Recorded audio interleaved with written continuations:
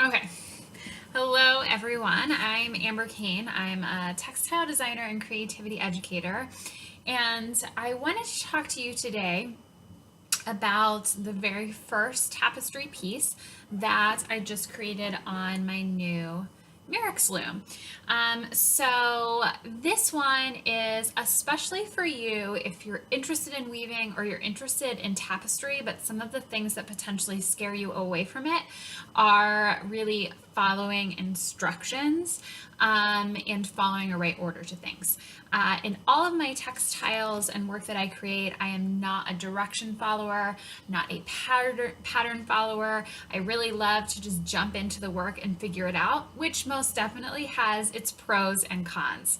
So, what I wanted to do talk to you today about are a few of the cons that I ran into in my just kind of diving into the project and what I would do differently. So, I would recommend you do differently. So, real quickly, this is the first piece that I just pulled off of the loom.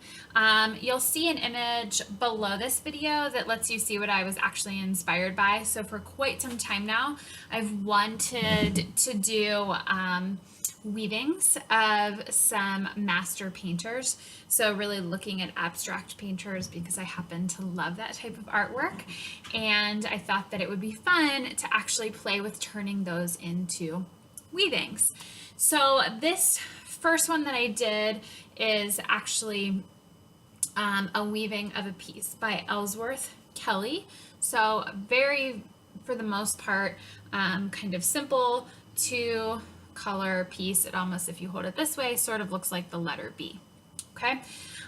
So a couple of things that I kind of think that went well. I definitely decided to start a little bit smaller in case I messed up. I also didn't want to go through a whole bunch of yarn, and since I was really trying to follow a specific image, I did have a color palette. So the image was my driving force. So the first thing that I did, I chose the image, the painting that I wanted to work on recreating in my tapestry. The next thing that I did is I actually just took a piece of computer paper and I took it over to the warp that was already on my loom, and I measured the width of the warp so that I could figure out the actual composition. So I did do a little bit of planning. And then I went ahead and I drew the basic shape onto the paper. I don't have them near me, but I have these little tiny clothespins, and I actually clipped this onto the edge of my warp strings. I do know some people will actually draw it onto their warp strings, but I found it easier just to have it clipped and followed this. So that part of the planning worked rather well.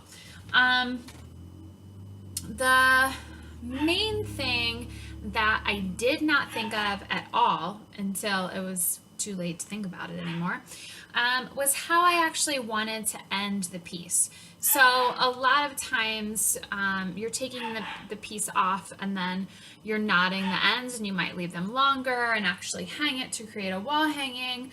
That really is up to you, but what I wanted, because I'm playing with these to look more like paintings, is I think ultimately I want to frame it and kind of like not glass in the front but an open frame, and I don't want this fringe edge, which means that I actually need to tie it off and then fold it over and stitch it so that that's gone, but I didn't leave room for that to happen because I made it the exact size that it was supposed to be.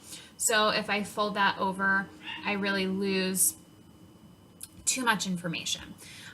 So that was the main lesson that I learned from this, is to do a little bit more planning in how I ultimately want to finish it, and think about that, because I definitely didn't think about that ahead of time.